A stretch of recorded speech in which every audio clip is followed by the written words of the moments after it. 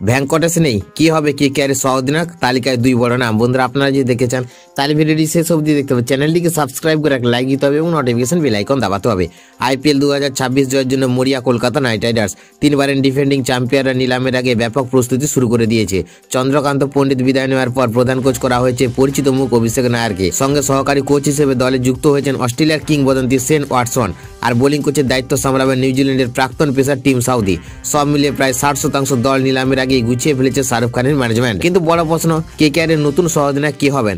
15 November 23,75,00,000 টাকায় ভেঙ্কটেশ আয়ারকে ছেড়ে দিয়েছে কলকাতা। তার আগে আন্দ্রে রাসেল সহ আরও কয়েকজন অভিজ্ঞ তারকাকে বাদ দেওয়া হয়েছে।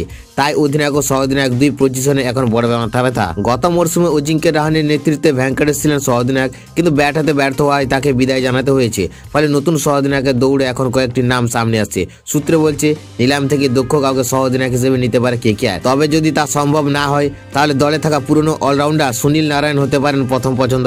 অজিঙ্ক্য রাহানে যদি ফের অধিনায়ক হন তাহলে নারায়ণই হবেন স্বাভাবিক সহ অধিনায়ক। তবে নারায়ণের দায়িত্ব নিতে না চাইলে বিকল্প হিসেবে রিঙ্কু সিংকে সহ অধিনায়ক করা হতে পারে।